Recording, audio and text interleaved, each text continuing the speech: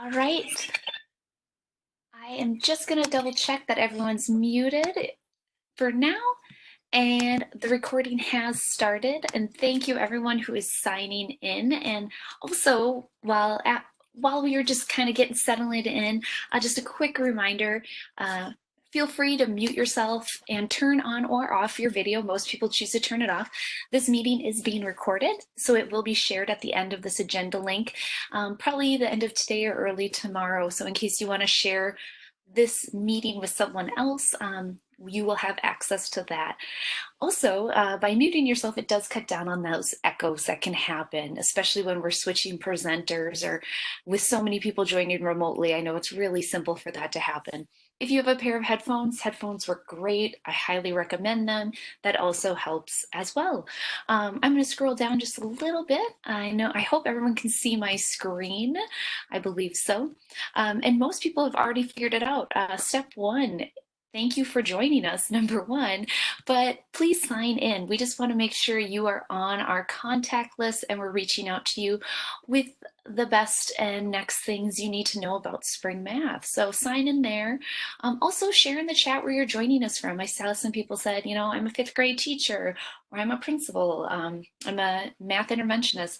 Let us know who you are and where you're joining us from and what's on your plate today, right? Like, we know everyone has quite a bit on their plates today, so we really want to help you in this journey that is a little bit unknown at this point for so many. The agenda can be found at the bit.ly/S M March meeting. That is what we are looking at right now. This is an open document. You are free to add notes. You're free to take your own personal notes. Definitely recommend checking it out. If you haven't already, we do have a whole website. So go to this link here, HTTPS, the sites one, and I'm going to jump over there right after I check the chat real quick. I see a few more people joining us. Oh, welcome Heather and Jamar and Jennifer and Derek. Wonderful. And as you saw, Dr. Paul's in the chat right now too. Feel free to throw your questions in the chat anytime. A number of us Spring Math team members are here, so we can troubleshoot questions.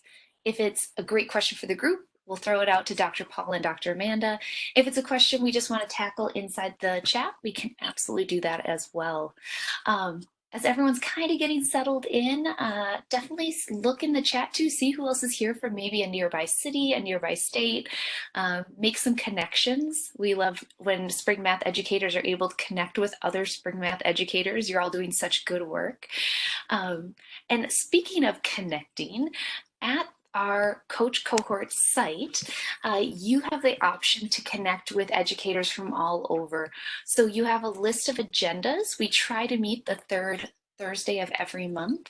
Occasionally, like around wintertime, we knew people were going to be busy, so we canceled that one. And depending on the need, I know the rest of this year is a little bit up in the air about what is going to happen. We hope everything, kind of resolves itself and gets better.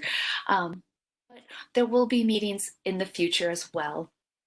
We also have this great Coach Cohort discussion forum, and I kind of talk about this every month. If you want to be added to this discussion forum, you can just email support@springmath.com. We'd love to get you added there. This is a place you can throw questions out to the group, share successes. We love to hear that.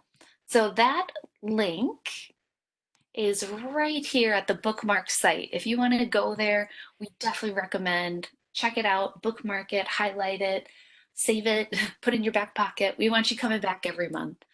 Also, if you don't follow us on Twitter at Spring Math K8, full disclosure, we do a lot of great sharing and caring about students and math success, but we also do a lot of retweeting of Dr. Amanda Vanderheyden. So in case you don't follow her, you definitely will see her tweets showing up in the Spring Math Twitter. I would also recommend following her. And as people I can tell are still getting signed in and settled, we're going to pass this over to Dr. Amanda very soon. I know she's geared up to talk all things spring math and what you can do in this interesting time of ours. But in that case, I'm just going to check the chat and see who else is joining us and where you're joining us from. We got some Wisconsinites. People from Pennsylvania, wonderful. Welcome, everyone. And North Carolina, awesome. All right. Well, Amanda, are you ready? Can I pass it over to you?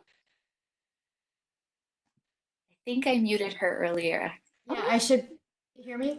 Yeah, I can hear you loud and clear. Okay, so I'm ready whenever you are. All right. You're becoming the presenter. Okay. All right. So you can you see my screen? We can see your camera. Can you see my screen at all? Do you see a PowerPoint? Nope. You might have to All right, push, hold there should be on. a little share, a Yep, little I box with got a it. share on. Okay, There we now I go. got it.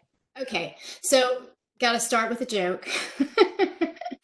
It's all you can do sometimes to just laugh because this is a stressful time for folks, especially children, especially teachers, especially healthcare workers. Let's see. Oh yes, go ahead. That's a great idea. Okay, so we don't want you to do this. We don't want you to let parents take over math instruction if you can help it, or at least give them some good content with which to work so that you can continue to support learners from a distance to the extent that you're able to. Um, Paul, I'm going to ask you to talk in a second about how to balance, legal requirements within states, since you were looking at that for us. But my take on that is very practical, which is you should be thinking about what is possible, what you can do to accommodate all learners and all learners' needs, which of course includes students with disabilities, but includes all students. And so to think about what resources you have, there are going to be resources you need that you don't have, that you don't have control over that. So making do with what you can to try to support learners to the best of your ability. And there are ways for you to use spring math to be of help to you in that effort, we believe. So I don't know why I can't move my screen here. Hold on. Oh, maybe because I'm in this annotation thing. How do I get out of that? Maybe I need to just cut Gina off from annotating. Here we go. Maybe, hopefully, oh, yeah, hopefully that didn't mess you up. Okay, in case you haven't seen it, Ed Week is maintaining a map, and I've given you the link here. I'll give these to Ashley to add to the agenda so you'll have these slides afterwards.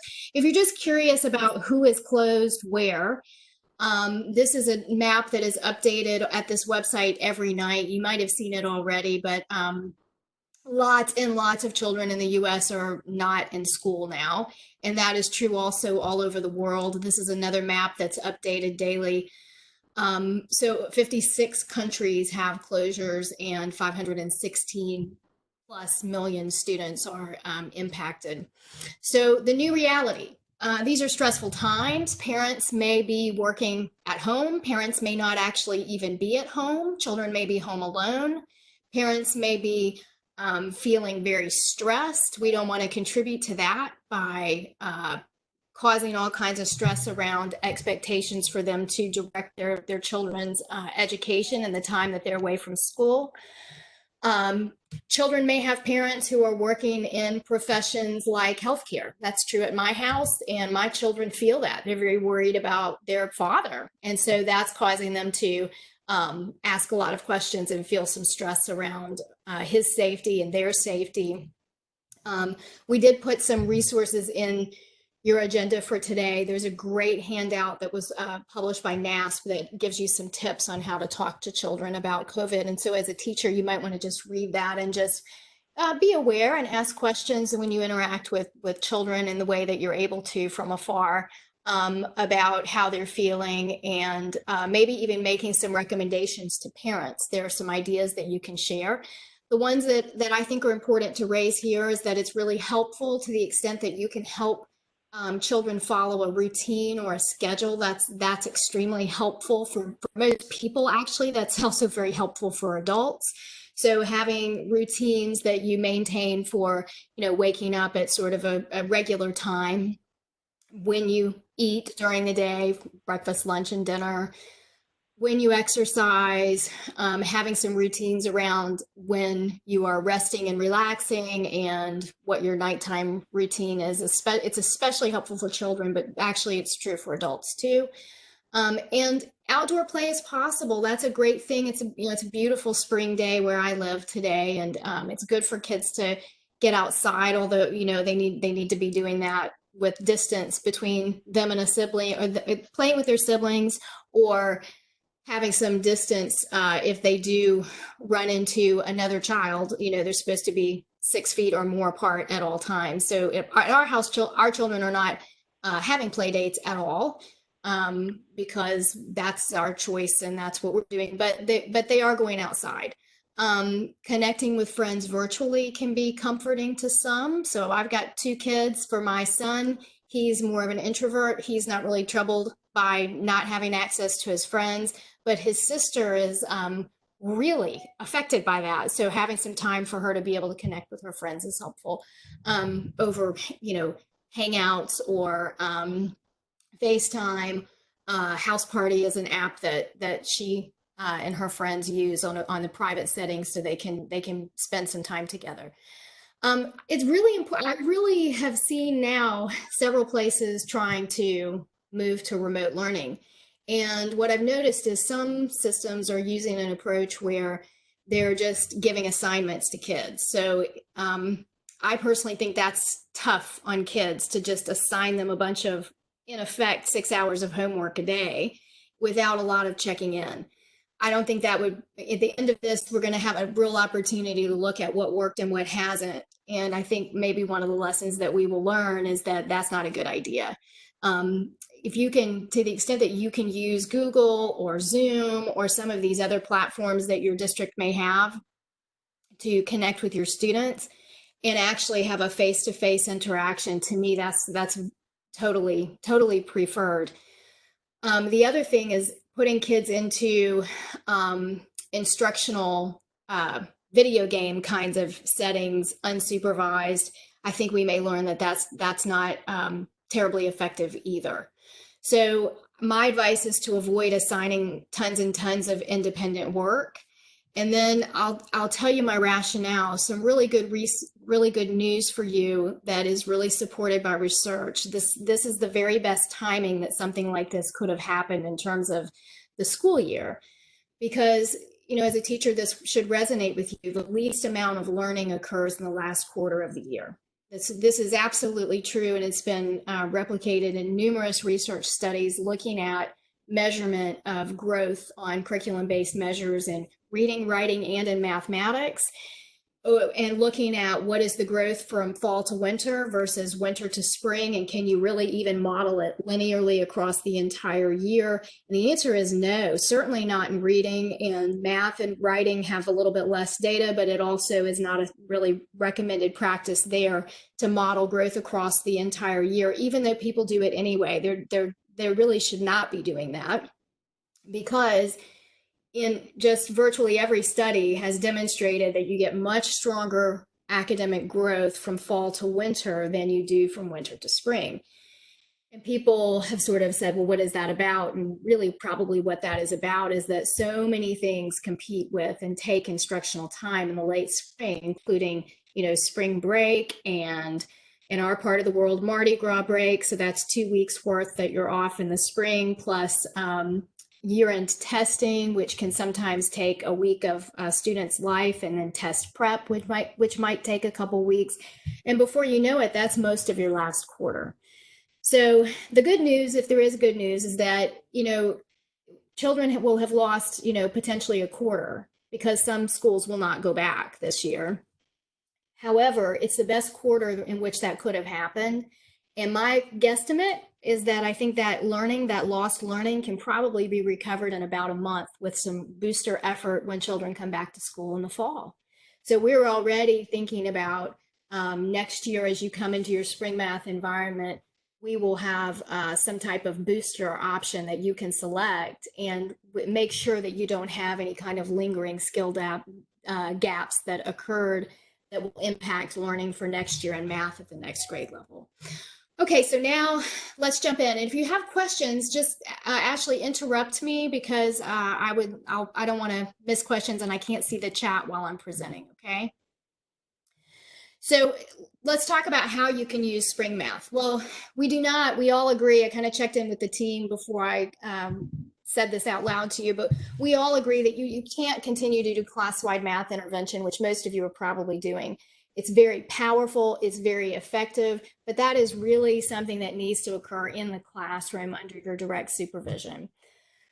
But there are ways that you can use some of the resources that are in the tool to continue the growth that you've been getting.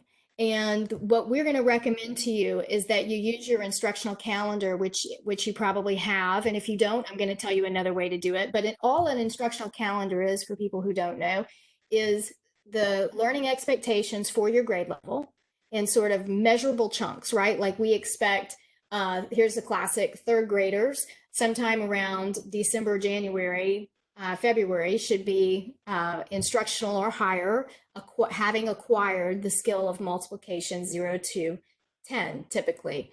So if that is the expectation and we know that's when we want it to occur, then we can go to that time frame, which now we're in March, so we're entering the last quarter of the school year, and we can identify what are these kind of keystone understandings that we expect kids to have mastered. And then you can go into the support portal and you can pull a lesson that you can do over the web with your students. I'm going to show you how to do that in just a second. The other thing that you can continue to do from afar is if you have children who are in individual intervention already and they make a logical small group, you can continue to meet with them over Zoom or Google or some type of interaction where you've got the entire group doing the small group intervention with you as the leader. That's easy to do, and it should feel very similar to how you would be doing that in a classroom. You could also continue to meet with students who have been getting individual intervention over the web. Remember, individual interventions only take 15 to 20 minutes. So you should be able to deliver that pretty efficiently over the web with the student with both of you having a set of printed materials, which leads to my next point. One of the things that is ideal to do this is that the child has to have access to a computer. They have to have access to the internet, and they have to have the ability to print materials in order to participate. So some of you may have had enough of a heads up that school was going to close that you may have had some time to print some things and send them home with students. Of course, that would have been ideal. But if you weren't able to do that, if children have access to a printer, you can email materials to them. All of our materials can be shared it's just a PDF. So they can print from their own printer, and then you can work together to complete these. Really, part of what makes the lessons very effective to be used in a remote way is that you're teaching and directing this lesson, but the child is actively responding with, in effect, a set of guided activities and guided notes to develop their understanding. So what do you do if kids don't have a computer, if they don't have internet, if they don't have access to a printer? Well, if they don't have a computer in their house, and web access, you can't do this because you can't connect with them. But if they don't have a printer, it is possible for you to still conduct a session with students that don't have printed pages.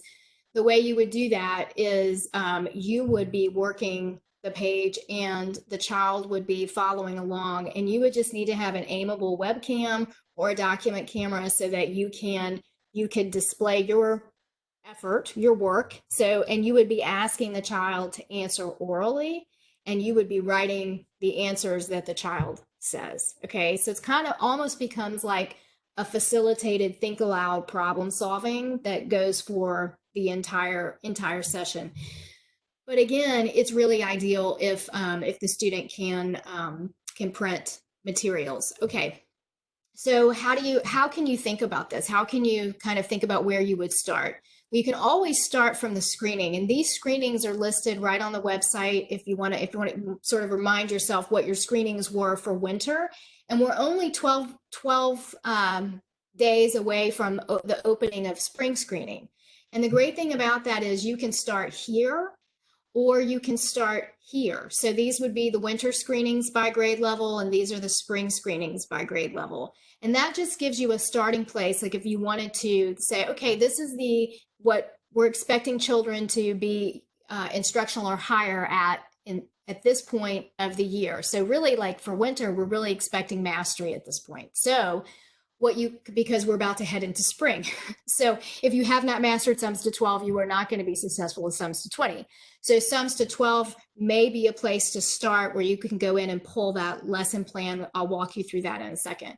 This is just the second set of screeners for the older kids. Remember, you can use winter or spring as a starting place. If that doesn't feel comfortable to you, you can also use the class-wide intervention sequences. And those are right in the support portal. Let's see, I just got to pull it up. I've got 4,000 things here to show you. In the support portal, you can go to under your login. So to get there, let me just show you. You go to, kicked me out.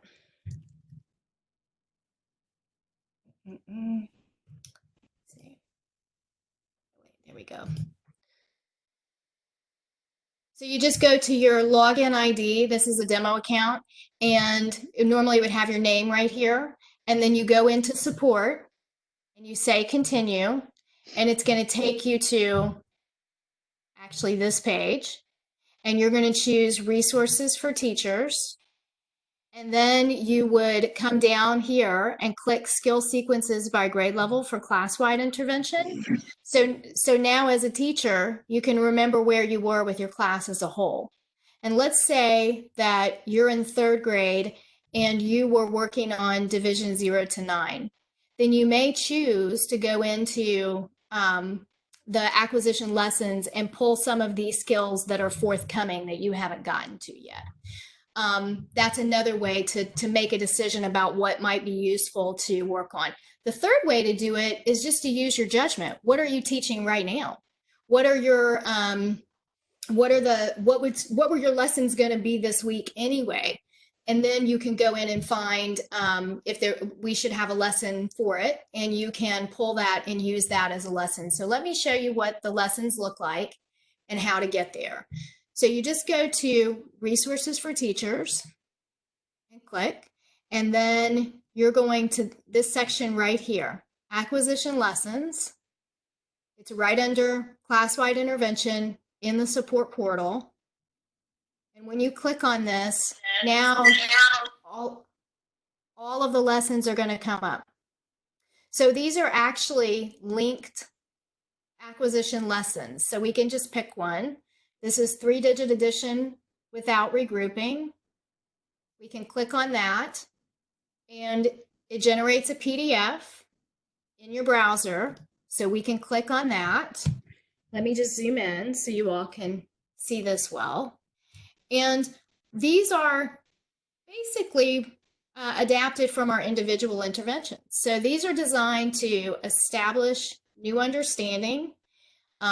They will include the first part of the protocol is about building procedural knowledge, and all of the materials that the child would need to work through to build procedural knowledge are appended at the back of the packet. So let me show you that.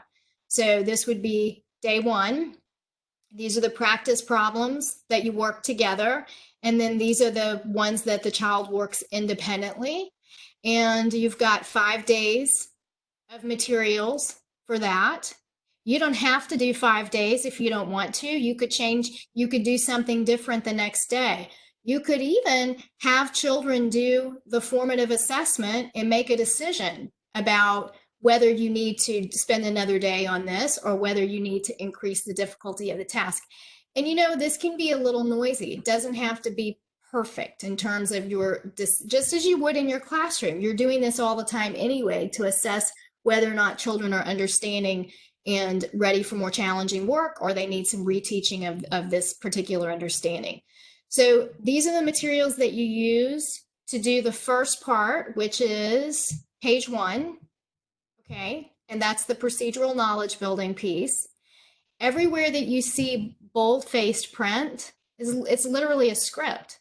You don't have to read this verbatim, but you certainly can, and we just provide that just as a layer of support. It's like a high quality recipe, and that if you follow it, you can really get the cake on the other side. If you want to ad lib a little bit, that's okay. We really respect teacher professionalism, but we provide this just as a way to give you some good support as you work. I mean, just like you might slightly modify a recipe as you become an expert cook, and many of you are expert teachers, that's okay.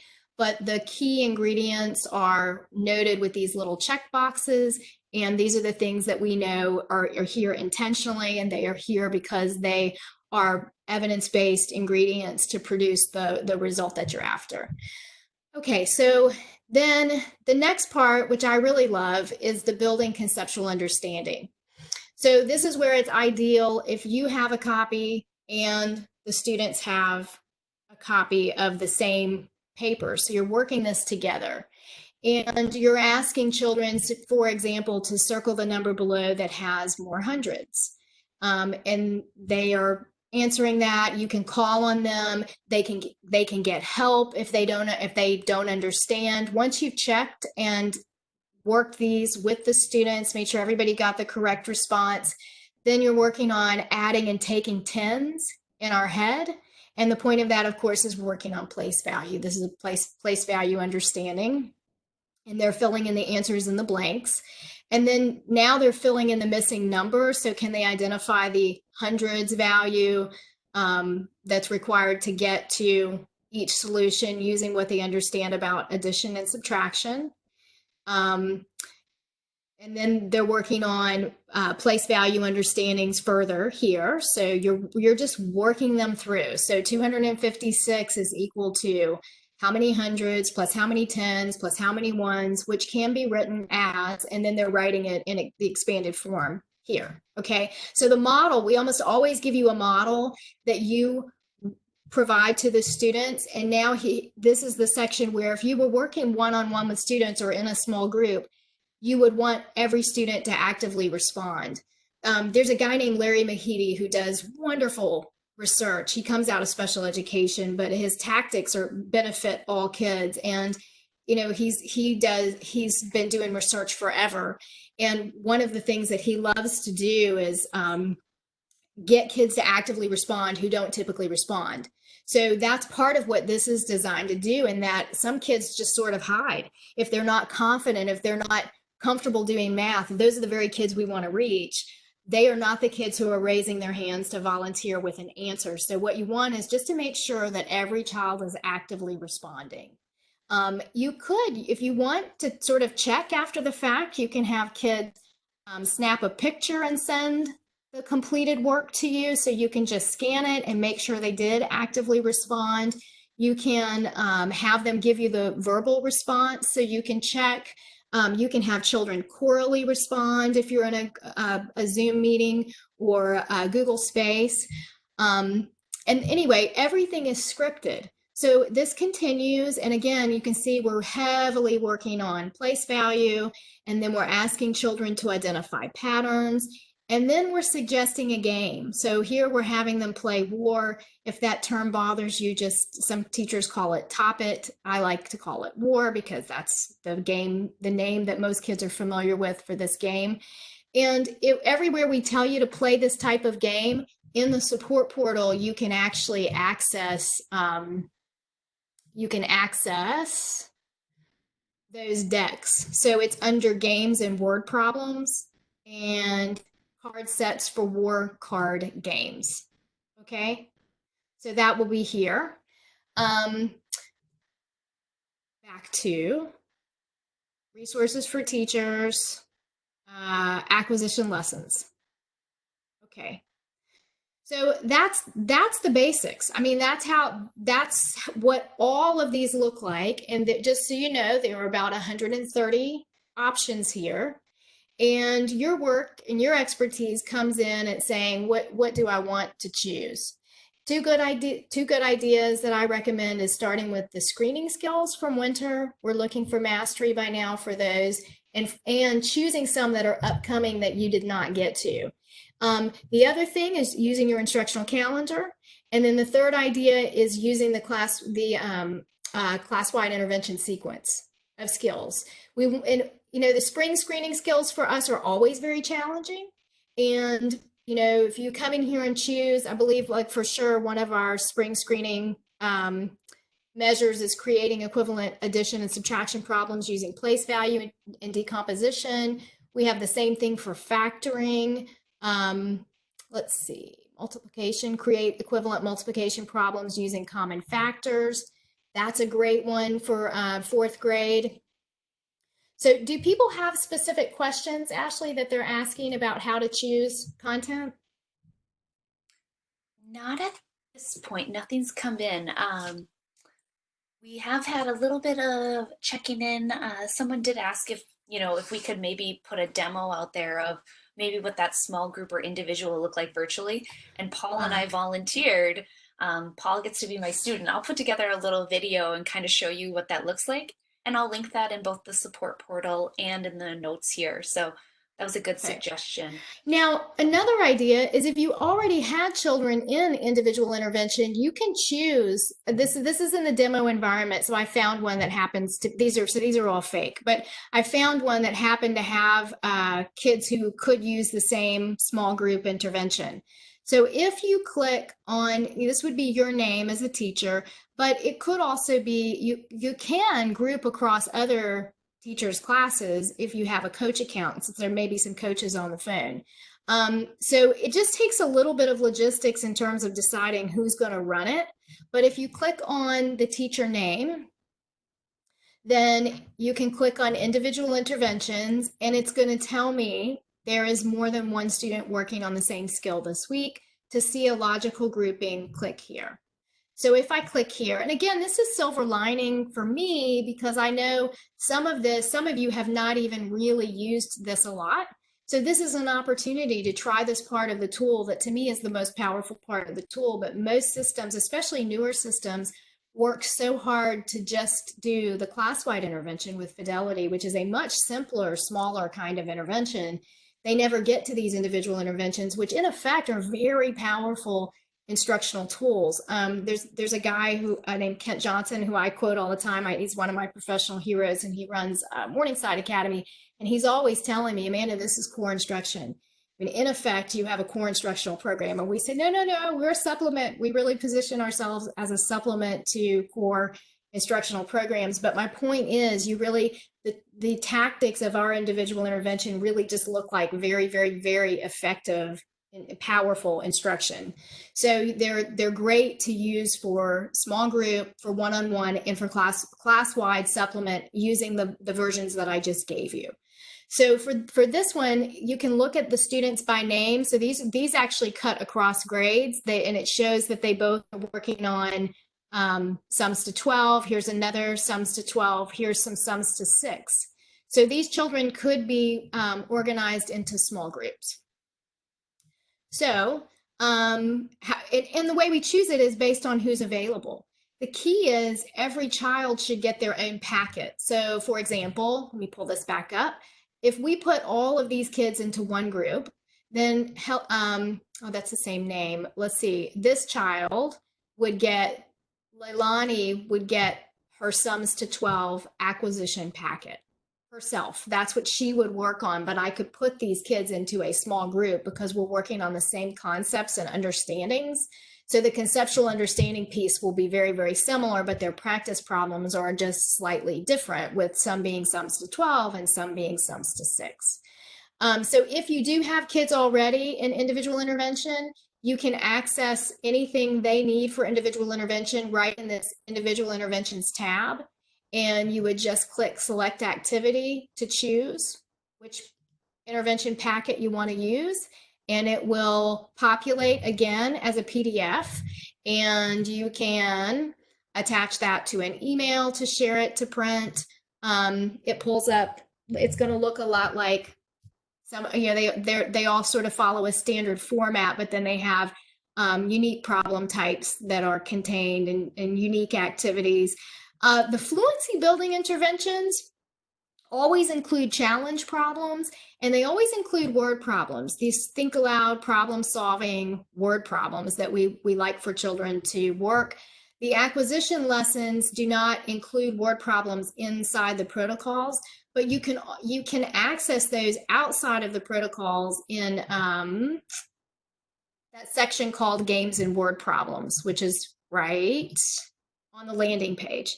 So games and word problems, if you want to access word problems, you can click on a topic and there are word problems for these two. So I think most of those are up. There might be some that we've not gotten up there yet, but of course we can prioritize that, especially as people begin to use them. But they are embedded into all of the fluency building intervention protocols. So if you're doing a small group fluency building intervention, then you would have word problems to work with the students, and you just have them work through each problem. If any graphics are needed, number lines, those are always provided right inside the packet. So you never have to add to the packet. You don't have to go out and find number lines, or the only thing we ever require the teacher to bring is kidney beans for counting. And the reason we do that is because we can't figure out how to get the computer to deliver kidney beans, right? But I'll just show you an example. I know we would certainly teach sums using a number line. So this is for sums to 20. And here you can see part of the activity there is having the child label the number line. So they begin to think in terms of there are units, there are 20 units of one, which we can write as 1 plus 1 plus 1. We can count it on the number line. We can map place value understanding on this number line. So if you need number lines, if you need area models, grids for solving multiplication problems, that's all provided in the section building conceptual understanding right inside the packet. Okay, any questions so far, Ashley? Oh, this has been great. We did have one question, and I know we stress this so heavily with spring math about the importance of students explaining their thinking, showing their thinking, and really, at some point writing down their solutions to their problems. Someone's wondering if it's possible for them to do this without having a paper copy in front of them. They didn't specify if there's like an iPad or a tablet in front of them. Just wondering if there's a piece of that that we could alter. My gut says no, but I wanted to throw it out to you, Amanda. Yeah, so that's part of what is makes it optimal is that the child has their own packet on which to map the number line and answer the problems. That's really important in math. However, if a child cannot print the packet, then you could certainly work through problems with I'll show you an example where you are using a document camera and the child is giving you an oral response, and you are writing what the child says. So some of this, this is modeling this section, and you're modeling here, and you're asking the child questions. Now, let's say we are subtracting a negative value. What does that mean? When we take away negative value, the quantity will actually increase, right?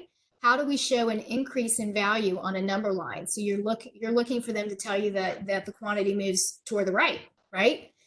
Toward the greater quantity. That's how we map it on a number line. That's right, we move to the right. So subtracting a negative value is the same as adding value because the quantity will increase. There are lots of examples here that can help our understanding. When you're playing a game, you can lose points subtracting positive value to lower your score, or you could earn penalties, add negative value to lower your score. You can increase your score by winning points, adding positive value, but you can also increase your score by removing or taking away penalties, subtracting negative value. So to increase quantity, you can add, and then you're looking for them to fill in the blank, and they've even got a little prompt here because the correct answer is in bold. They can tell you that orally, and you could write it in, or you could circle the correct response. But the key is you must have a printed copy of this so that you, as you are filling in these answers, as they give you the answers, you're writing it and you have either a document camera that is sending that back over the web to them. So that's what they're seeing instead of your face. Or you take your aimable webcam and aim it on your paper. And so you would just literally be taking your pen and answering these, but as they give you the answers, that's the key. Um, does that make sense? It's not, the ideal is that a child has their own copy because everybody can for sure respond and they can write the response and they can work the problems right on their own page. Some of this, like working the actual practice problems, it won't really be possible for them to do it without having the problem written down. So they would have to take a piece of paper and copy the problem down and then work the problem. And that is more cumbersome. It's not that it's not doable, but it would be ideal if they can print their own packet. Okay? This is a good example of anything you need in terms of number lines is provided, or visual graphics. There's some features of our intervention that we've been very tactical about and intentional about. So all of these interventions share certain features, certain things that we emphasize. So 100% of our interventions will show more than one way to solve a problem using math that the student already understands. 100% of our interventions will you emphasize a principle of rigor. So we will give challenge in the content, because if we are working at the student's level of instructional difficulty and what they're ready for, we believe that we should require them to think deeply and really conceptually about the problem solving that we're asking them to do. We will use all of the ingredients of explicit instruction to help children use the algorithm to solve the problem and understand the algorithm. So if the algorithm works because it's using place value, then we make that very, very explicit using expanded notation and all kinds of tactics to support that understanding, number lines, some that you've seen here. 100% of our interventions include opportunities to create equivalent quantities because it's a life skill in math. That's how adults turn really challenging work in math into solvable, easier work in math. Sometimes people call that mental math. But we always embed in these particular protocols opportunities for children to create equivalent quantities so that we are making them ready to use what they know to make hard problems easier to solve. That builds confidence, that builds motivation, and that improves accuracy, and it deepens conceptual understanding. We 100% of the time provide an opportunity to solve for an unknown. That we even do that with the little kids. We do that with fact families, for example, with little children. We always ask children to identify patterns that they observe, because really we want them to talk about the math that they have learned. So for example, this is a good example of that. We say, when we subtract from a negative value, will the solution be closer to or farther away from zero? When we add a quantity to a negative value, will the solution be greater or lesser? Can the solution still be negative? Under what conditions could the solution still be negative when we are adding a positive quantity to a negative value? Can the solution be greater than zero when we are adding a value to a negative value? True or false? When we add two positive numbers that are greater than zero, the quantity will always be greater than either number. Is this also true when we add a positive value to a negative value? And can you explain why? So we're really trying to draw them out and have them talk about it and talk about their thinking. And even with we do this even in the baby skills. So with little children, for sums to 6, we are asking them to state what they are observing. So if you add a number, these are sums to 6, to another number, will your solution be greater than or lesser than the number you started with? And the answer is greater than. Or we may say more than at that age, but often we will say greater or more. So we're also really building math vocabulary very intentionally as children move into more advanced mathematical content and thinking. But it's totally fine for children to use the words that they have and the understanding that they have to convey the ideas that are true. I mean, I can remember when I was a graduate student, some professor somewhere said that children under the age of 5 could not understand negative values, and that made no sense to me. I thought that does not make any sense whatsoever, because children can understand losing a turn and going negative in a game when they are very, very young. And it's interesting. I think sometimes maybe we underestimate what little kids can actually understand. So we want to draw them out and get them talking, and we do that. You'll see that scripted in 100% of the intervention protocols that you'll find in the tool. I keep saying intervention protocols because that's my language, but you can, again, think of these as, if this is the skill you want to teach, this is excellent model to establish correct understanding in working with inverse operations for addition and subtraction. Okay. So let's take some questions now too, if we have questions. Actually, Amanda, this is Lynn. Hi there. Are you going to show where the timed trial lessons are, and talk a little bit about the difference between the two? When would people want to use the timed trial and when would they want to use acquisition? Yeah, you know what? I know you guys put them up, but I don't know. I'm not sure I know where they are. So tell me They're where in Resources for Teachers, Individual Intervention. Okay. Resources for Teachers. Yep, and just slide over to There individual. they are. Okay, so we've been talking here, acquisition lessons. So timed trial lessons, that's a fluency building intervention. They're going to be for all the same skills. So just the same as we had for the other one, those are acquisition lessons. So when it's new content, it's new understanding, you're going to choose the acquisition protocol. When it's something that you've taught, like let's say you just did the inverse operations for addition and subtraction earlier in the week, and now you're ready to do a fluency building intervention, there's always overlap in the conceptual understanding activities, but we will always add word problems. And sometimes we include slightly more challenging problems in the conceptual understanding. So let's go back to the procedural piece because it's here. That will look a little different. Those will be pages that fundamentally look very similar to what you would see if you were giving an assessment, but they're timed trials. So they're intended for children to be able to practice and try to beat their score.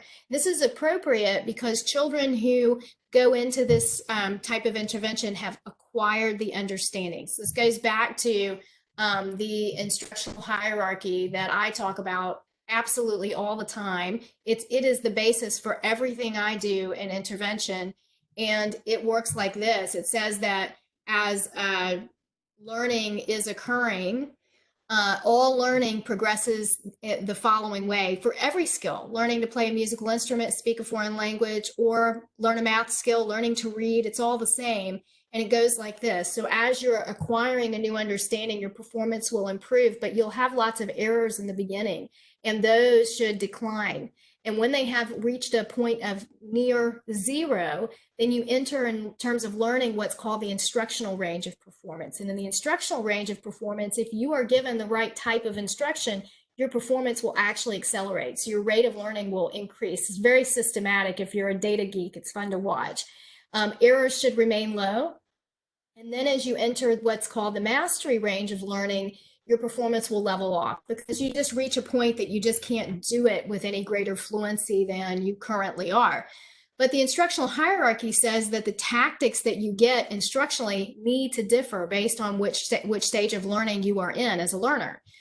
So if you are in the frustrational range, then you need an acquisition lesson. That's why you hear us talk about these are acquisition lessons. So acquisition lessons are designed to restrict task difficulty, make it, sort of a narrowly defined task.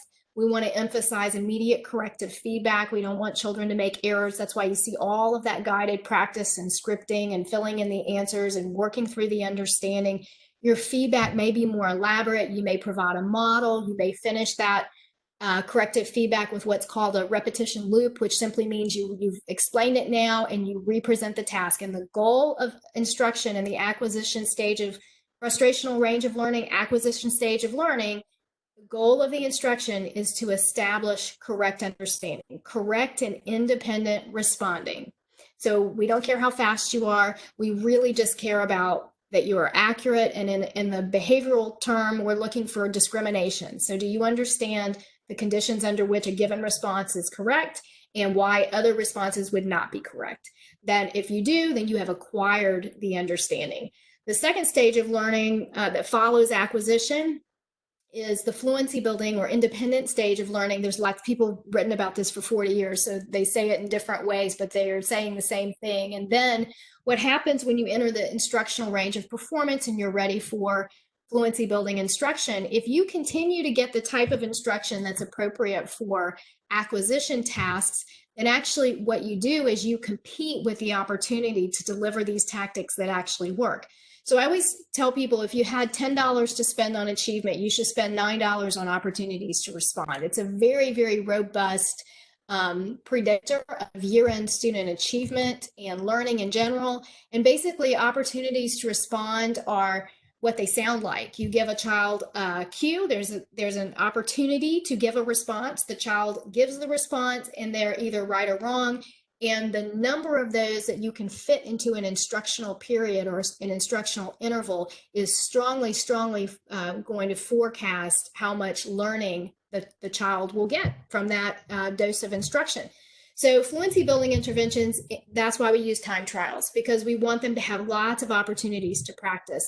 You can use delayed corrective feedback now because they're not making errors. That's the reason you're in this stage of learning. So if you're continuing to interrupt the performance to tell the child that they got it right, then you're really reducing the number of opportunities to respond that you can fit into the learning session. You want to include goals and motivators for reward, for improved performance. And you want to use task variation. So now you can loosen up the task. Instead of having such a tightly constrained task presentation, you give them a challenge problem and see if they can still correctly answer. Then they can tolerate that, and you can allow more variation into the task in the fluency building stage of learning. In the mastery stage of learning, really this is actually called the generalization stage of learning for mastery range performance. Then you can increase task variation even more, and you might have to give corrective feedback because they may begin to make a few errors when you vary the task. We're looking for children to alter their response to solve novel problems that they've not been explicitly taught how to solve. So two types of generalization, response generalization and stimulus generalization. That's what we're looking for in the generalization stage of learning. For our tool, all of our interventions live in the acquisition stage of learning and the fluency building stage of learning. And what we do is we put some generalization opportunities into the fluency building protocols, most commonly in the form of word problems, but we do use some other ways of doing that too. That just kind of summarizes it. I'll drop these graphics into the PowerPoint that I prepared for today, just so you can have access to that if you want to read a little more about that. It really is the basis for the way this particular tool is designed. And I do want to show you one little graphic, if I have it in here. I imagine I do, because I use it all the time, to talk about why do we even pay attention to fluency? Why do we use timed assessment? Oh, here it is. So this is a graph scatter plot showing a child's performance on just in terms of accuracy. That's on the y-axis. So on an untimed assessment plotted against digits correct per 2 minutes, which is a fluency metric. For the same skill, I believe this was multi-digit multiplication. And this is showing you, if you look at the percent accurate, so this child was, 70, maybe 78% accurate and scoring maybe, 38 digits correct. So what this tells us is all of the errors are occurring in the lower range of performance.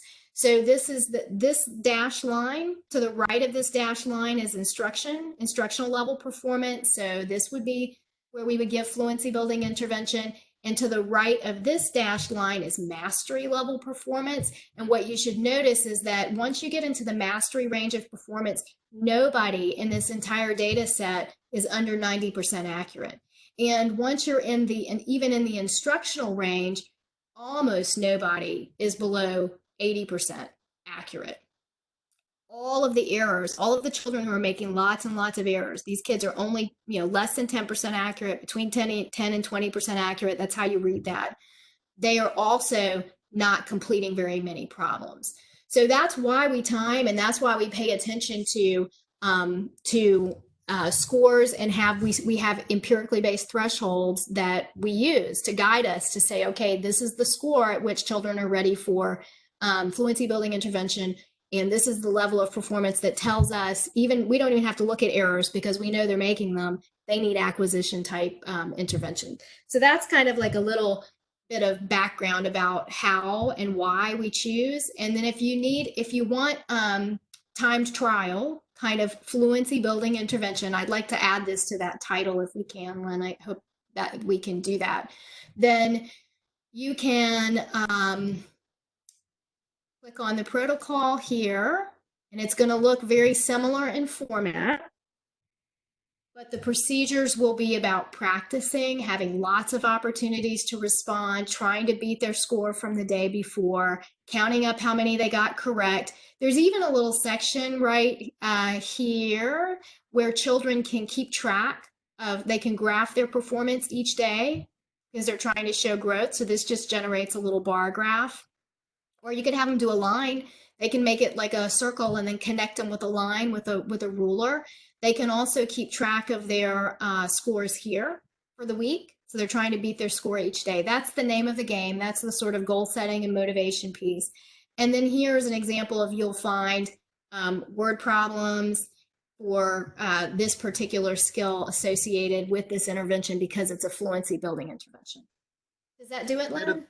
Hi, Amanda. This is Paul. I just had a question. I've been thinking while you're talking, a lot of great ideas there, and I'm getting back to the class-wide intervention. If you've got a class that's in that fluency building range, and everybody's right there, and you wanted to try to run, and maybe this is sort of a question for Ashley too, but you've got something like a Google Classroom, and you're trying to run something like that. Could you go through? Oops, now my dog's barking. Could you go through some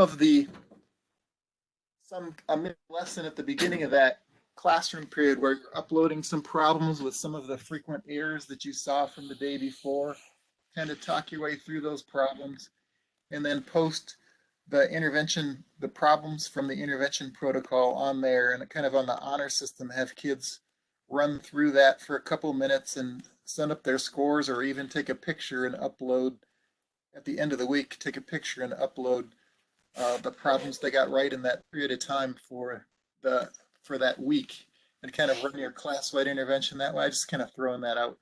Yeah, I mean, we started it by saying don't do that, right? Because we feel like that's an awful lot to manage, especially for 25 kids, and you're totally on the honor system, and they could be giving you scores that just aren't right. And maybe they're aspirational wish for scores, but they're not correct. And you might be enormously frustrated as a teacher. But what you could do instead is you could work through this actual protocol. And it's similar in a way, but you're not putting the score into the interface necessarily. I would not recommend trying to run class-wide intervention from a remote location with your students. It doesn't mean, the ingredients are very similar. So children who are doing this fluency building intervention will actually be doing practice problems that look very much like what you would have done for class-wide intervention, because it's the same idea. Class-wide intervention is a fluency building intervention by design. It's just sort of lighter than what is offered here. And I think you can have them practice and certainly count up their score and keep track of it. And they're trying to beat their score, but you're using it like along with some of these word problem activities, just like you would more typically of your broader core instruction, which I think is I personally feel that is a better fit for remote learning. What do you guys think? That's great, Amanda. I think one of the other questions that came in tied to that was a teacher who's using Seesaw, which love Seesaw, and that has the ability, it works really well on tablets, so they could push out, in theory, one of these PDFs or maybe pick the few pages they want to pull from it. And the student could physically write on the PDFs and send it back to the teacher as they're working back and forth. That's great. Yes. Oh, they were just checking Yeah. that they would be able to do that if you're okay with that. Isn't the world a great place? I mean, it's amazing that we can do that. And I mean, we're probably not supposed to do this, but you know what? I'm going to. I've just planned it, so I'm going to. I want to give some recommendations for reading uh, tools too, and some other things that you just might be helpful to you as teachers. If folks are interested in that, I just figured folks probably would be. Um, okay, you can connect with other users and share ideas. We very much want you to do this. And the way you can get there is again, in the support portal. It kicks you out, sorry, have to log back in. But you just click again on your name and you go into support, continue. And there's a community section here where you can post questions, you can search, you can look and see what other people are asking. You can answer questions if you want. I mean, we look at the answers to make sure we there's lots of activity here, old stuff. But if you wanted to, this is a great place for you to connect with other users and say, hey, this is what I tried, and this worked really well. So I recommend you trying this tool, and you can even put a link there, and people can check it out. So again, you just go into the support portal, and the community section is right here. It's very, very easy to answer questions. So if you click, I'll just kind of show you. Oh, I didn't mean to do that. Support. You click on. That's an article. That's why. I need a question. Let's see. This is probably a question. So our district has finished our winter screenings, looking at our growth charts. Some teachers have an NA instead of a bar on the graph. Is this because they have not gotten to the midpoint skill yet or something else entirely? Yes, it means they've not gotten to that skill yet. We should answer that. I'll scroll through here this afternoon and start answering some of these too that haven't been answered, because this is a place that we can answer, you can pose questions, and we will pay attention to this, especially now if people are making use of that as we're in a different world. So we want you to use that section of the tool. The games and word problems I showed you, that's right on the landing page and support on the bottom right. And this is a link to the Florida Center for Reading Research. They have some great lesson plans for reading that are literacy activities for children. It's just a great site, and those are evidence-based tactics. The worst thing is to spend your time and energy trying to do something that couldn't possibly be very useful to kids because it's not validated.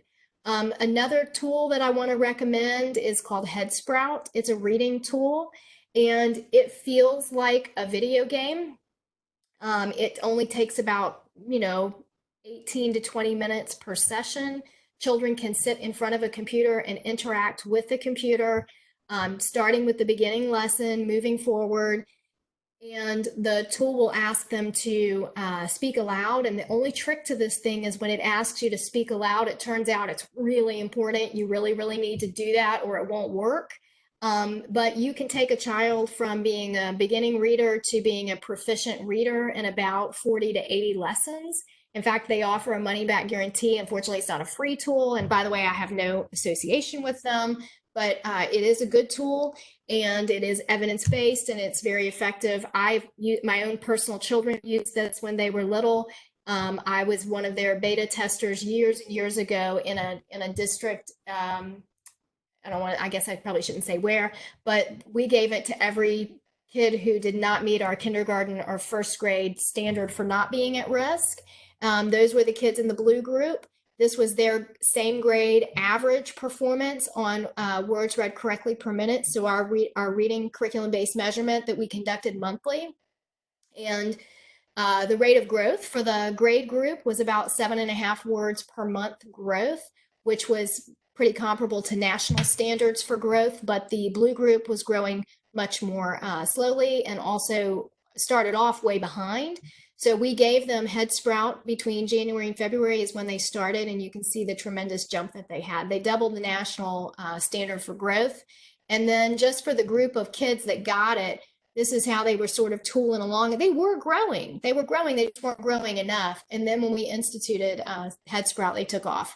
So based on that, in our district that I was working in at the time, who happens to be a Spring Math user, you know who you are, they provided it to all children who didn't meet the expectation on screening. So it's a great tool, and kids love it, and it's a good one for where we are now because kids can do it independently, and it really does feel like it's very tricky. They feel like it's a video game, but it's actually very powerful reading instruction.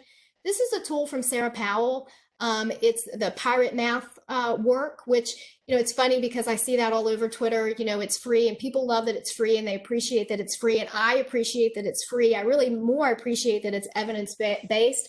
But let me tell you something, getting that evidence was not free. That tool has been built by IES, and they have spent millions of dollars on that work. So it was not free. It's just free to you because your tax dollars have paid for that.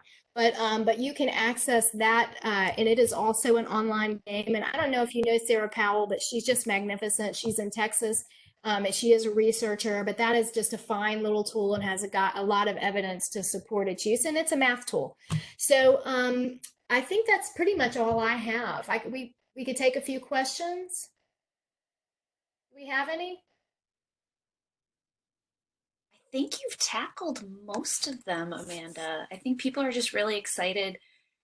They understand that doing a class-wide intervention right now in what tools are out there it does limit because of the peer tutoring. We don't have a tool that works perfectly for that right yet, but I think they're seeing the benefits of checking out, what are the skills they want to focus on, pulling from the support portal and what key things are there that they can use. I don't know it. Paul, did you see any I would other? say, sorry, this is Lynn. No. So if folks haven't been checking the chat, you might want to do that. And some of you who typed some tips in the chat, maybe you just want to unmute yourself and chime in because there were some good ideas. One question that would be interesting to discuss had to do with motivation, right? So when the kids are all in class, we've got the motivation piece built into the protocols, and you can win free time, whatever. Well, what are people using for motivation when kids are at home? And I know, Ashley, you had a fun idea about like sending them a funny animal video or something, but I'd love to Laura hear. threw that one out there. Oh, I just okay, I copied thought it. it I was was like, you. that's a Okay. great idea. That is a great idea. So if people want to chime in with either questions or ideas to share with each other, I'd love to hear them. For motivation or anything else, what you're using. There were some exchanges about what if you don't have a document camera? What are you doing to show your paper? Things like that. So I love that one I could see about emojis, sending back positive emojis, and hopefully children can be a little bit bored at home. So hopefully engaging with you as a teacher is motivating. It's funny because people don't believe that food can be as powerful as it is, right? But food in school is powerful because you can't get it. So like if you have food to offer as a reward, it can be very powerful for kids that would not maybe normally feel rewarded to get food, right? So I think it just depends on how desperate the environment is. And sitting at home working independently and not having any social contact outside of your home is pretty awfully boring. So hopefully engaging and participating and seeing your classmates is a reward too, and a very motivating kind of setting. I love that idea about sending an animal video. That's a great idea.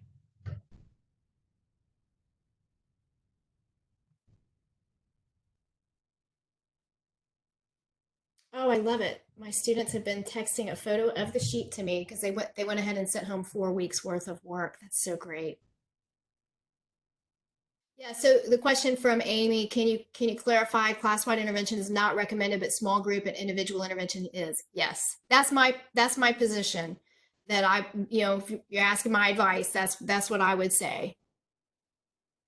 Oh, and I see Paul has answered it. Yep. Same answer. Yep.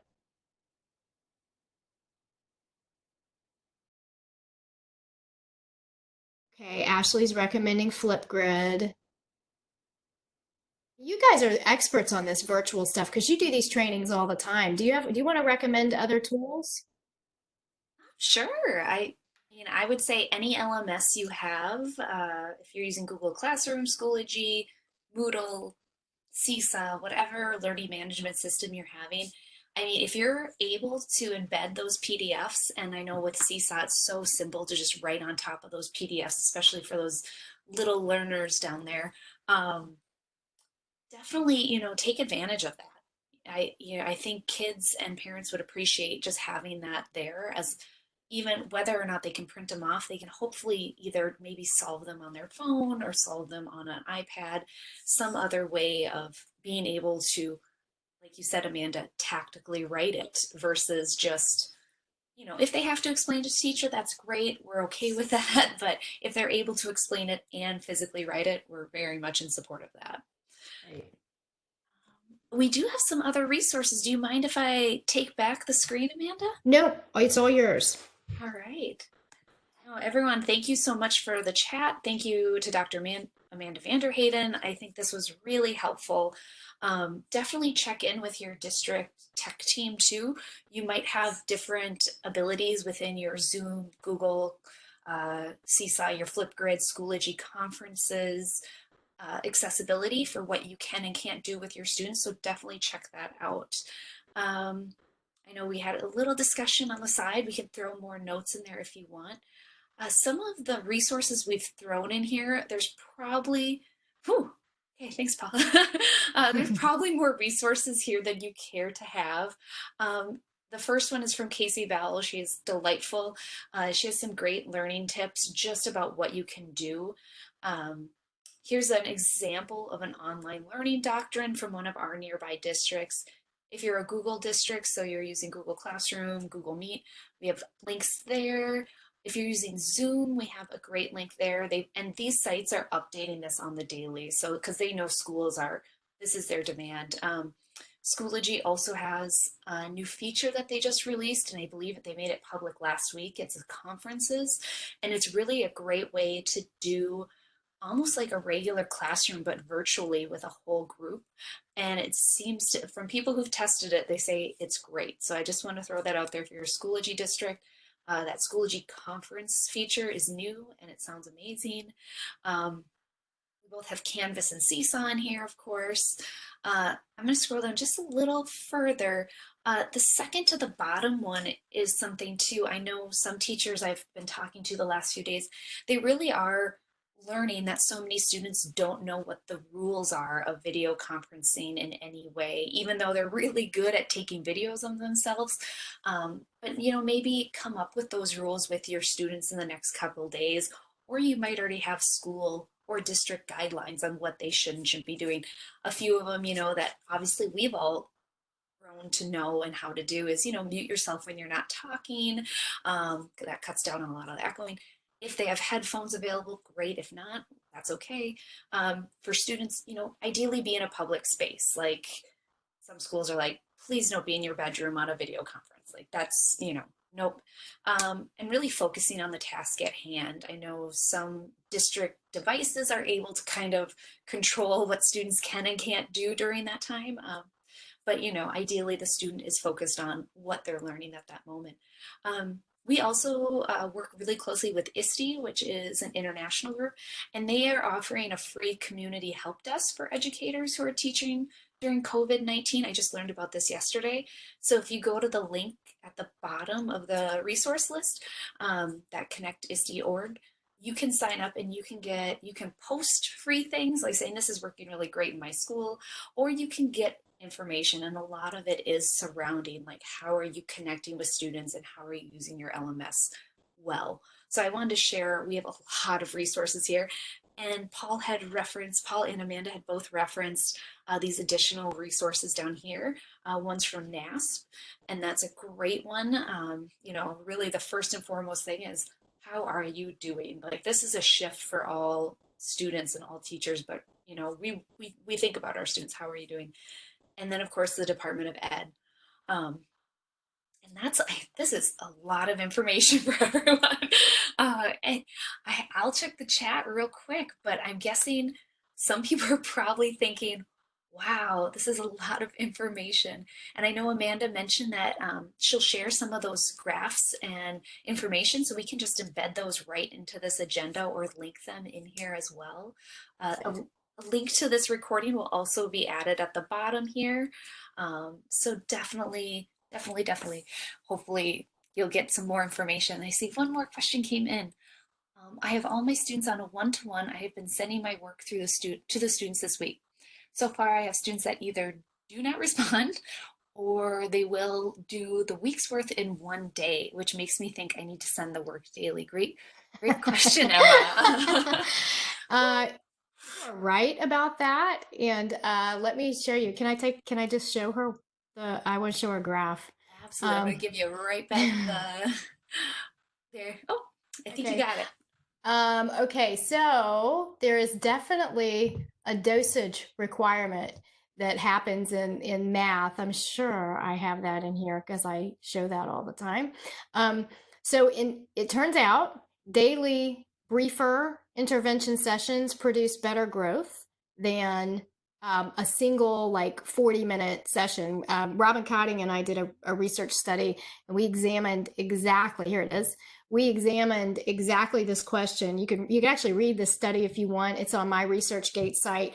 But we took kids and it was a randomized control trial, and we assigned children to a control group, and we assigned, these were all equivalent at baseline, and we assigned some children to once a week 40 minutes of instruction.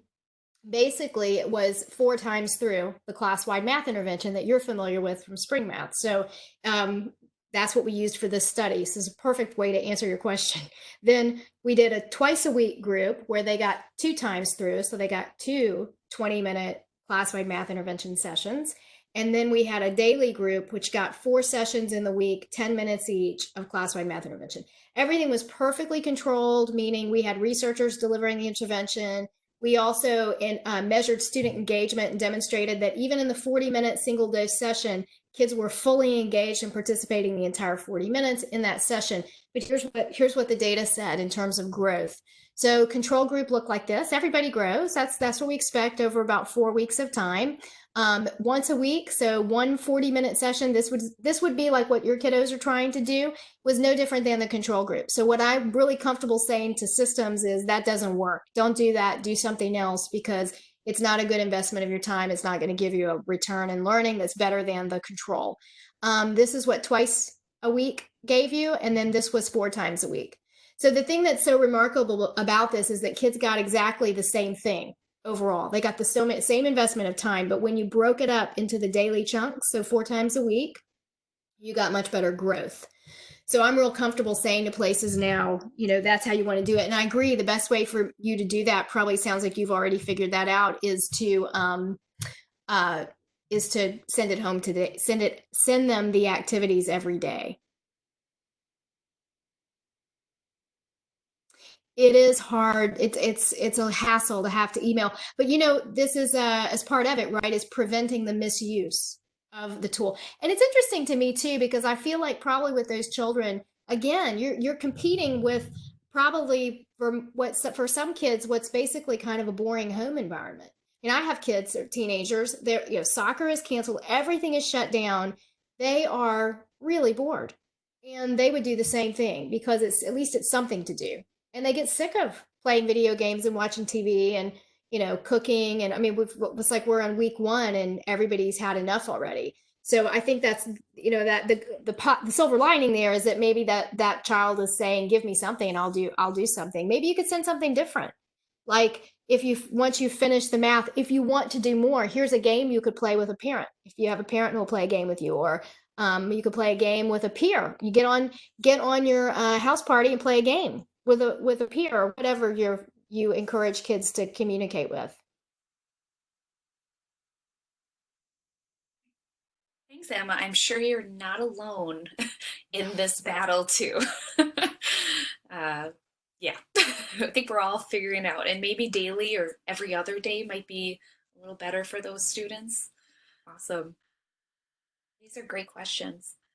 And we only have about 10 minutes left, so I know some people told me earlier that they had to kick off a little bit early, but we'll be here for the next 10 minutes if people want to hang around. We're here to support you. Otherwise, if you want to sign off, we just appreciate your time today. We had about 75 people on this webinar, and everyone was wonderful. We can't thank you enough for doing the hard work right now. That is really, really important. I tell you what, I just want to second that, echo that sentiment. I've been so personally moved and inspired by how dedicated you all educators are to your students. It's remarkable. And I feel so blessed to get to work and be your partner in anything that benefits children because truly, I'm convinced no one cares more than kids' teachers.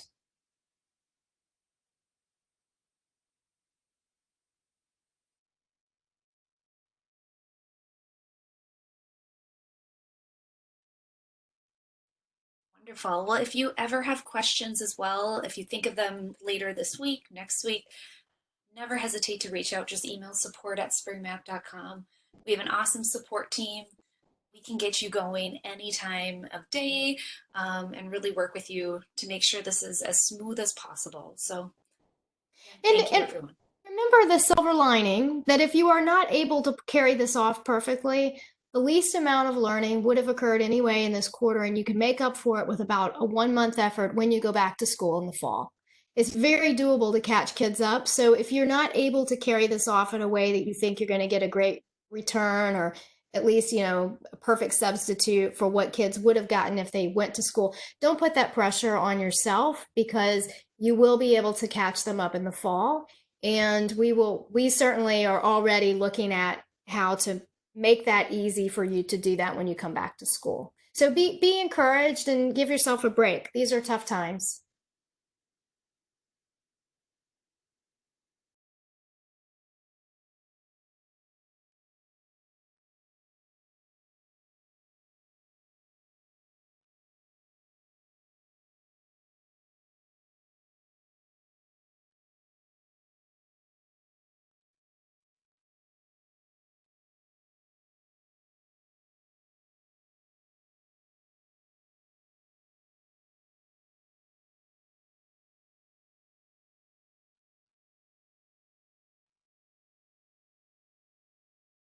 Awesome. I added the link to the agenda again in the chat. And yes, the recording will be up. It just usually takes a couple hours for it to process. So either later tonight or bright and early tomorrow, it'll be linked in that agenda. So definitely check back and feel free to share it out with your other spring math educators you're working with.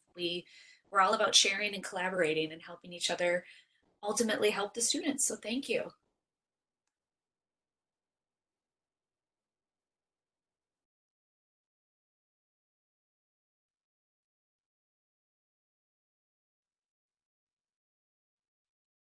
And once again, thanks Amanda for joining us. You did awesome as always.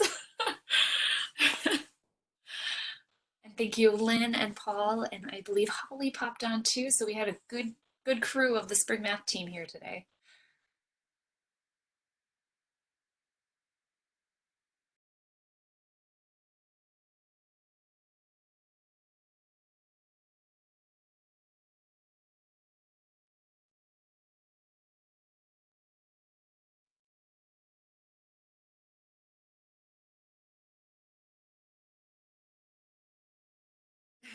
The question came out, are we planning on coming to PCTM this summer? I believe Amanda and Paul were definitely talking about that. That's the Pennsylvania Tech Math Teacher Conference, I believe.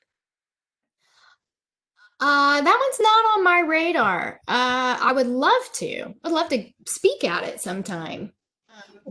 I would reach out to Jared because I know he was reserving a room for himself and for other people here at in PA. I would love to see you there. I'm going to be there. Yeah, Jared has the inside scoop on all things math. certainly in Pennsylvania and other places too. But that one's not on my radar to attend. But Jared, you said you're going to be there? McLaughlin's going to be there. I wouldn't be surprised if Jared did go, but he would know. He'd be Jared Campbell is who we're talking about. If he might not be on today, he would know. You know, we are often in Pennsylvania though, so I know I'm doing 2 remote sessions for them in the coming weeks on SLD identification with Joe Kovaleski and Tim Rung. I think you might say his name Rungy. I'm not sure. You would know. But anyway, but it's not really. I will be, of course, talking about math a little bit, but it's not. It's certainly not spring math focused. If you can get us invited to present at PCTM, I'd love to come present. I just put the conference information in. I don't have any pool. I know I'm presenting. But I wouldn't be surprised if you reached out to Jared Campbell and said you'd be interested. He would probably give you space to present. Okay. I will do that. I know him. Amanda, you always fill a room. I will say that. So I think they would be excited about that. Oh, the pressure. Just please don't present at the same time I am, because I would love to have people in my room. Oh, that's funny. Awesome. Thank you. Thanks for Yeah. that. Thanks for that question and suggestion.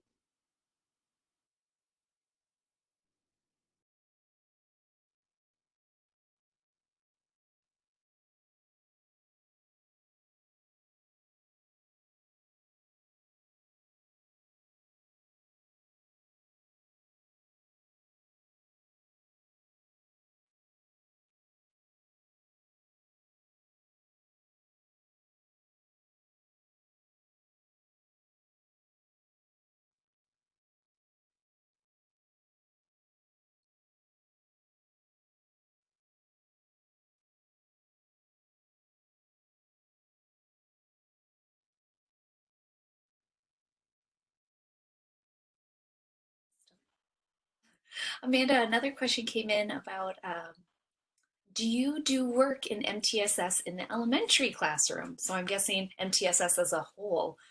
And you want to run with that one? Mute myself. Do I work in MTSS in the elementary classroom? Yes, I'm one of the editors of the original RTI handbook. My work was cited in the original legislation that permitted RTI for identification of SLD.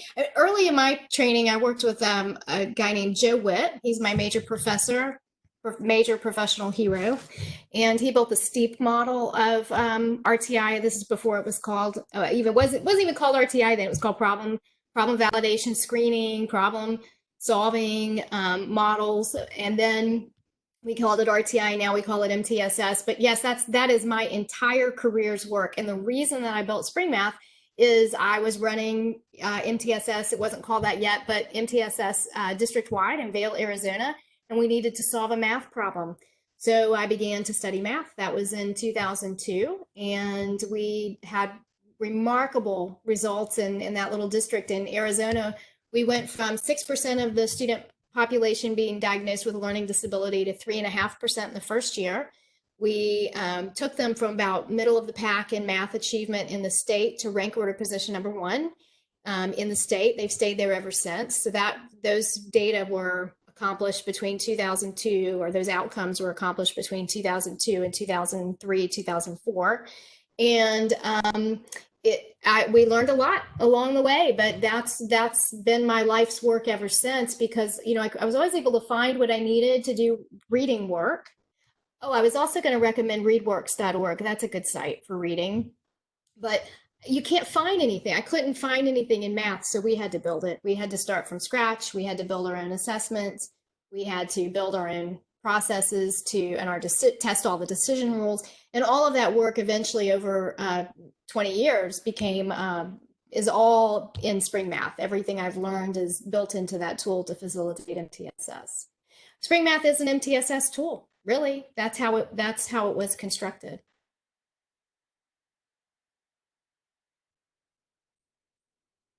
Oh, thank you. It's very rewarding. It's so cool to watch the dots go up. You really make a difference when you do it. The scores go up, and that's all I need to see. When the dots go up, I'm a happy woman. Before the quarantine hit, I did get one question from a school district that was, they had I think it's fourth grade class that was 8 weeks in subtraction 0 to 20. Yep. I think we saw that was going to be a question for today, right? Yes. We sort of put that I off. put it out there. Yeah. So always so you work as a coach, I know. I recognize your name from Twitter and I love your posts. So I always love your posts. So you work as a coach. So first, of course, to answer that question, you're going to want to say to that site, can we look at your data together? Because you want to make sure you're looking to see, are they entering a score every 7 days? What are the data really doing? Because, there are signs of weaker integrity and there are signs of better integrity that'll be apparent to you when you look at the trajectories of performance, right? If the data go like this, then you say something's not right. Can I come watch? Can I take a look? Now, once you've taken a look and you've seen that, in fact, the teacher is implementing that correctly in a really high quality way, consistently, and children are really not getting to mastery, then you can begin to take a process of, well, let's maybe look, if the median is still in the frustrational range, then maybe we need to pull an acquisition lesson and you need to do a couple of days of acquisition and then come back to fluency building, which is the class-wide intervention. The information I had was that the median was at, I think it's the set for that one, the mastery level was like 54 and the median kept hitting 44 every single time. Okay, then that tells me usually that there might be a problem where they were using a page where they only have 44 problems on the page. Well, I'm not sure at this point. I just wanted to know if there was a specific issue, if you had an idea. Yeah, I was asking to come in and do a fidelity check to see what was going on, because perfect. that was my gut reaction, is that there was something missing Yep. that needed to happen. For sure. There is no reason that a class should still be on sums to 28 weeks in. Something's wrong. So now it's a process of what is wrong. And so if you click on resources for teachers, we have exactly a little handout on this question. Why are my students not growing in spring math for class-wide intervention here? How to support a class that is not making progress. So if we click, then you can click and get a PDF. And it's going to tell you basically these are the 4 reasons class-wide interventions don't work when they're not working. And the most common by far is just that they're not doing the intervention consistently, right? And so it looks like they've been stuck for 8 weeks, but they've only got 3 scores in 8 weeks. So they didn't really do 8 weeks of intervention, right? Or I know that they've been putting it in every Friday, because at least I'm assuming that, because that's one of the questions I asked, and they said yes, they have been doing it. I'm not sure beyond that. I just thought I'd make sure that I was running down the right path. yeah, so the next most common causes then, so you rule out number 1. The next one would be that the guided practice interval, something's wonky there, that it's not happening well. The error correction piece of the protocol is getting missed, or the motivation piece is not being used. These are the 4 most common problems that we see. And we would love to help you troubleshoot that. So we can even do if we get back into being able to do class-wide before the end of the year, I'm sure. Yes, because we will even, we've done this so many times and I'm happy to do it. We set up a 15-minute Zoom with the actual teacher and you and us and walk through it. But the best thing is when a human like yourself can show up and watch it. You'll find it. You'll find what needs to be tweaked and get them back on track and moving in the right direction. Um, that's one if they come back to school. Yep. So we'll get there. I have no doubt. I appreciate everything and I'm looking forward to watching the rest of the webinar. I was in a meeting previously. So thank you very much. And you may be hearing from me. We're trying to put a conference together in New Oxford, Pennsylvania this summer. Wow. So if on MTSS, so you may be hearing from me depending on Well, you should know I never say no to Pennsylvania. Ever. I know that I heard that Holly is trying to line up a conference in June in Pennsylvania, in Eastern Pennsylvania. Is that the same thing? No, it is not. Okay. This one is in July, late July, and we're doing 3 days. The first day is MTSS academic, and we have one speaker who's going to do secondary MTSS, and we were looking for someone for primary. Yeah. for You know, those. we appreciate Pennsylvania. And, I wrote the book with Joe Kovaleski and Ed Shapiro on using RTI to determine SLD. Oh, And okay. we're writing the second edition now, and that's been widely used in your state. Yes. So that's why I'm doing those two remote Just sessions. not in my area. Okay. So, I mean, but if you want to know like how I would think about it and how I would talk about it, it's just like Ed Shapiro and Joe Kovaleski. Well, Ed would have, and Joe does. And Joe's a good speaker too, but it's his book. Okay. Yeah. Yeah, So I've seen it. the whole book is how to do MTSS, and then oh by the way, here's how you put those pieces together to make the decision. But the hard part's doing the MTSS. Yes. Yeah, but it's also the meaningful part, right? Yes, it is. Yeah. And I tell you, I've worked all over, and when places do the work, it's like, watching the calories and doing the exercise, the weight goes down. I mean, the scores go up when you do the work of MTSS. That's why it's such a beautiful scientific process to improving performance. Just, it works. Yes, it does. I've been slowly watching some districts go through it, and it's been wonderful to see. So Great. That's cool. So yeah, so Joe is a good speaker too, and he lives, just right there. So, you said Joe lives around here? Yeah, Joe Kovaleski. You don't know Joe? Okay. Nope, not off the top of my head. You know So, what? He started the instructional support teams in the state of Pennsylvania years ago. He was one of the very, very first RTI guys ever, way before it was called RTI. They called them instructional support teams. Remember those? I was actually in Maryland before moving back to Pennsylvania. Okay. But this would have been a long time ago anyway. I mean, it was like the 80s and 90s. He was doing RTI before anybody was doing RTI. And he is a wonderful thinker and presenter. He gave testimony in the 2004 reauthorization. He was one of the people who gave testimony. He's just such an amazing guy. But he just retired from the university where he worked. But I know he still speaks because I still run into him. Okay. I grabbed his name and I can see about. I have to run people by my boss. I'm not stopping planning just because we're going to be stuck inside for a while. This will pass. It will pass. It will pass, and that's an important thing for all of us to say. It will pass, and we'll come back. We'll get back on track. And again, we got lucky in the sense that if we were going to lose any quarter, the one to lose is the last one because that's when the least learning occurs. Yeah. So we'll see what happens. Thank you so much. Our pleasure. All right, great. Well, I will probably wrap up the recording. Thank you everyone for attending and let us know how else we can help you and support you. Thank you again to Dr. Amanda Vanderhayden.